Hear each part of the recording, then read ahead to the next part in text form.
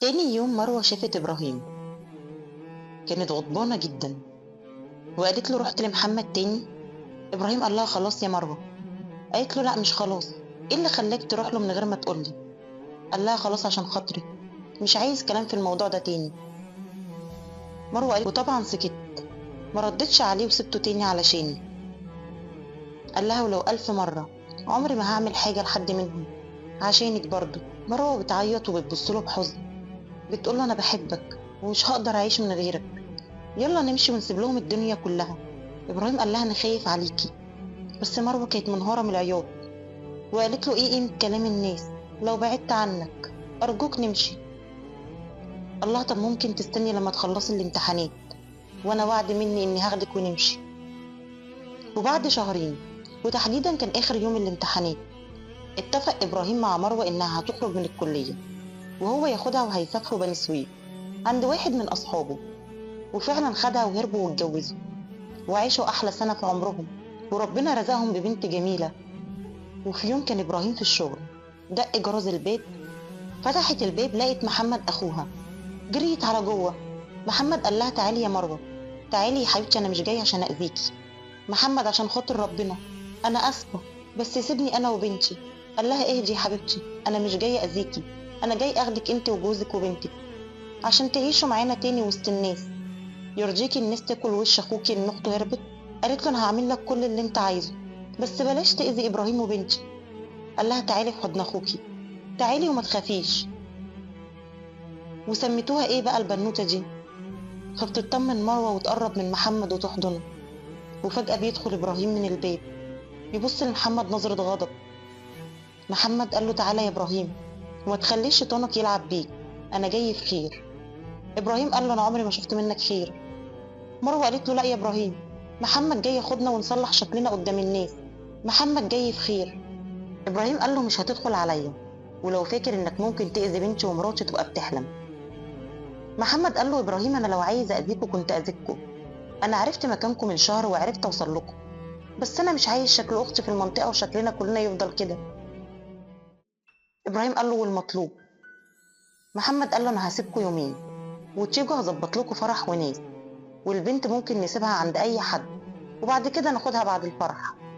إبراهيم قال له أنا هحاول أصدقك وهعمل اللي أنت عايزه عشان مروة مش عشانك ولا عشان شكلك قدام الناس.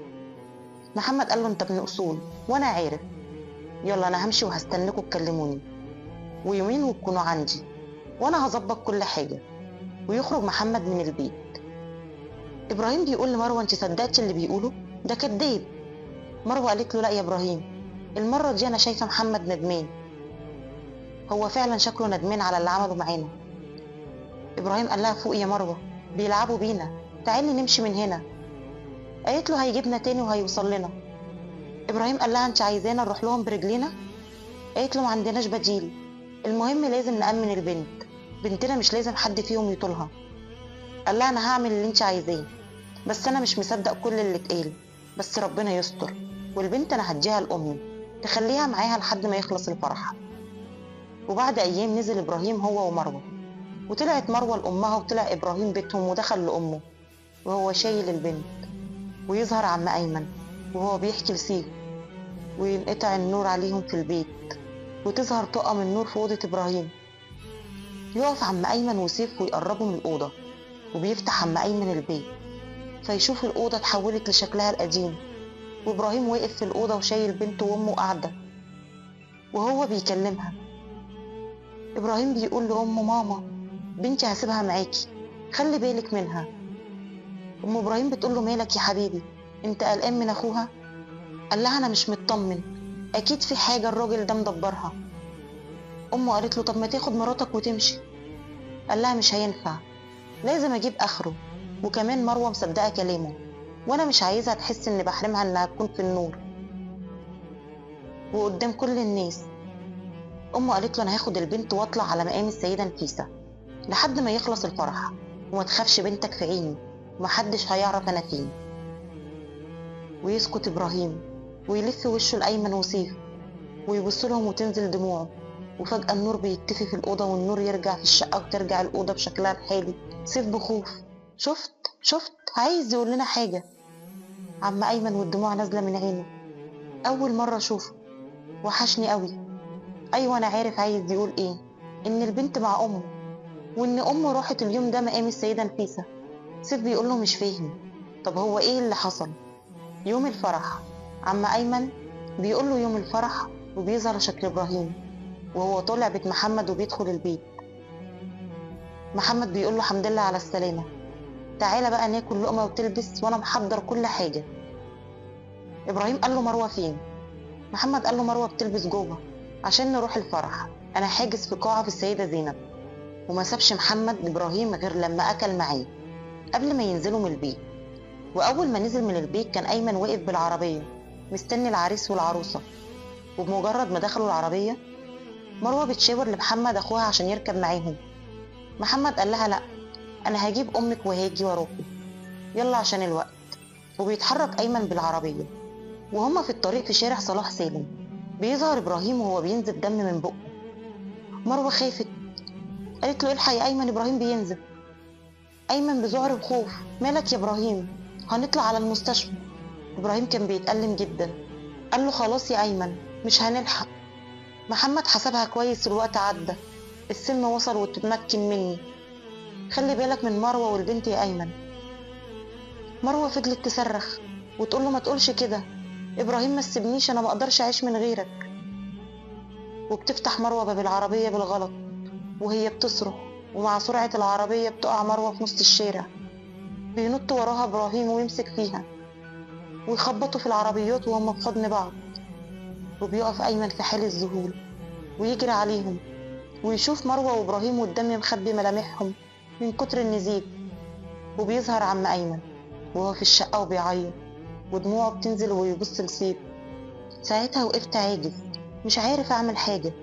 مات إبراهيم وماتت مروة في حضن بعض، وأنا ما قدرتش ألحقهم، وخدناهم ودفناهم في المدافن هنا اللي في أول الأبدية.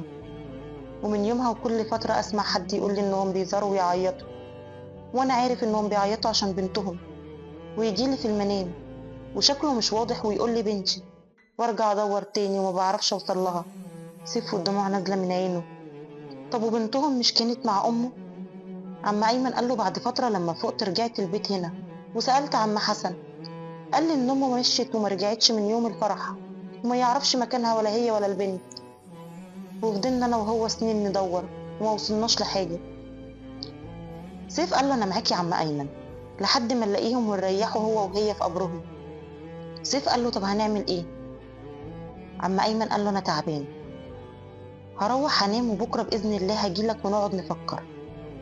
وبيقفل سيف الباب بعد خروج عم ايمن ويلف وراه، بيلاقي الحيطه مكتوب عليها محمد. فبيتوتر وبيتصل بعم ايمن بسرعه، عم ايمن ارجع انا لقيت الحيطه مكتوب عليها محمد. عم ايمن قال له يبقى البنت عند محمد. سيف قال له طب فين محمد ده وموجود فين دلوقتي؟ قال له سافروا الصعيد وقاعدين هناك من سنين. سيف قال له لازم اسافر، هتيجي معايا؟ عم ايمن قال له نسافر انا وانت وربنا يستر، محمد ده شخصيه مؤذيه. سيف قال له مش هيقدر يعمل حاجة لو البنت فعلا عنده، وبإذن الله نرجعها. وبيجي الصبح عم أيمن لسيف وبيسافروا، وبعد ما يوصلوا بيحاولوا يوصلوا لبيت محمد عن طريق شوية معلومات يعرفها عم أيمن. وبالفعل بيوصل سيف وأيمن لباب بيت محمد، بس عم أيمن كان خايف وفي ربكة. قال له أنا هجيب حاجة وهرجع لك وأنت شوف الدنيا عشان أنا مش عايز محمد يشوفني، وهبقى معاك من بعيد. وبيخبط سيف على البيت. بتفتح ست عندها حوالي 60 سنة اسمها زينب. زينب بتقول له مين حضرتك؟ قال لها انا من القاهره وبسال عن عم محمد هو موجود. زينب قالت له محمد الله يرحمه مات من 3 سنين، عمل حادثه وتوفى الله. سيف قال لها الله يرحمه حضرتك مراته؟ قالت له لا يا ابني انا امه، هو ومراته ماتوا في الحادثه وما فاضلش غير بناته الاتنين. سيف قال لها ممكن اشوفهم ليهم امانه عندي؟ قالت له هما مش هنا عشان هما في كليه في بلد تانية قريبه من هنا، ممكن اكلمهم ويجوا على بكره باذن الله. سيف قال لها تمام يا حاجه، كلميهم وانا ان شاء الله هاجي بكره. وبيمشي سيف ويروح لعم ايمن وهما في الطريق. ايمن قال له على فكره محمد ما عندوش غير بنت واحده. سيف قال له يعني ايه؟ اكيد واحده منهم بنت ابراهيم. ايمن قال له الله اعلم. سيف قال له انا هبات هنا وبكره هروح واشوفهم. ايمن قال له انا لازم ارجع القاهره، بس حتى لو هي واحده منهم هتعرفها ازاي؟ قال له مش عارف، بس اكيد ربنا هيهديني ليها. انا نيتي خير وربنا ينور لي طريقي. وبيمشي ايمن من الصعيد ويروح سيف للفندق ويدخل الاوضه وهو مرهق جدا وينام. ويجيله حلم ابراهيم ومروه بيعيطوا، لكن المره دي ابراهيم باصص للارض ومروه بتكشف وشها واحده واحده وبتبص لسيف في الحلم بنظره عطف. فيصحى سيف من النوم ويكلم نفسه، يا ترى ليه المره دي هي ورتني وشها؟ كان قصدها ايه؟ ويجي الصبح ويروح سيف بيت محمد ويقعد مع الست العجوزه بعد ما يشوفها صلت الظهر ويبدا الكلام بينهم. قال لها انا اسف على الازعاج، بس في موضوع وعايز اتكلم مع حضرتك فيه، يمكن تفيديني. قالت له اتفضل يا حبيبي. قال لها حضرتك كان ليكي بنت اسمها مروه؟ بدات الدموع تنزل من عينيها. قالت له الله يرحمها، انت تعرفها منين؟ قال لها انا ما اعرفهاش، بس انا اعرف ابراهيم. قالت له الله يرحمهم، ومنه لله اللي كان السبب. قال لها مين اللي كان السبب؟ انا اسف، محمد اخوها صح؟ قالت له انت عايز ايه؟ محمد مات ومروه وابراهيم ماتوا، بتفتح ليه الموضوع تاني؟ قال لها انا قريب ابراهيم وعايز اعرف بنته فين، وهم بيجولي في المنام عايزين يطمنوا على بنتهم. قالت له رحمه؟ بنتهم في عينيا، عمري ما قصرت في حقها، دي بنت مروه يعني بنتي. سيف قال لها طب انت بتعامليها كويس؟ مش متضايقه منها انها بنت ابراهيم؟ قالت له طبعا لا يا ابني، ابراهيم الله يرحمه كان شاب طيب، كان نفسي يعيشوا مع بعض هو ومروه، بس محمد الله يسامحه. قال لها يعني حضرتك كنت موافقه على جوازهم؟ قالت له انا كنت بحب ابراهيم قوي، بس محمد الله يسامحه ما كانش عايز الجوازه، وياما قلت له بعد عنهم. بيسكت سيف ويفتكر كلام ايمن ان امها كانت رافضه الجوازه، ويبص للست وهي بتنادي على بنت ابراهيم بصوت عالي، يا رحمه، يا رحمه. بتقول لها نعم يا تيتا. قالت لها تعالي سلمي على سيف، من قرايب ابوك ابراهيم. وبتيجي رحمه وتبص لسيف، بيبص لها بذهول لانها نسخه طبق الاصل من امها. ساعتها فهم انها كشفت وشها في الحلم عشان يعرف ويتاكد من شكل بنتها لما يشوفها. سيف قال لها اهلا وسهلا، انت اسمك رحمه؟ قالت له ايوه، انت من قرايب بابا الله يرحمه؟ قال لها ايوه احنا قرايب من بعيد. قالت له طيب تشرب ايه؟ سيف بص لها نظره اعجاب برقتها وشكلها الجميل، وبص لزينب وبتخرج رحمه وتروح اوضتها. سيف بيسالها ممكن اسال حضرتك سؤال؟ قالت له اتفضل يا حبيبي. قال لها ممكن اعرف هما ماتوا ازاي؟ قالت له ارجوك انا مش عايزه رحمه تعرف حاجه عن الكلام ده، مش عايزاها تبقى مصدومه، انا ما حكيتلهاش اي حاجه، هي بتحب خالها هو اللي مربيها، مش عايزه تعرف ان كان رافض ابوها. سيف قال لها والله ما هقول حاجه، انا بس عايز اعرف عشان ارتاح، واضح ان في حاجات انا مش فاهمها. انت مش عايزاها تعرف ان خالها هو اللي قتل ابوها؟ زينب قالت له مين قالك كده؟ مين كدب عليك؟ محمد كان رافض الجوازه، بس لما اتجوزوا جابهم يعمل لهم فرح وكان راضي انهم يكملوا عشان البنت. سيف بيقول لها ايمن قال لي ان محمد حط سم لابراهيم في الاكل. زينب قالت له ايمن الله يسامحه، ياما حذرنا ابراهيم منه، جالي كذا مره وكان عايز يتجوز مروه، وكل مره اقول له لا ده صاحبك، كان بيحاول يكره محمد في ابراهيم.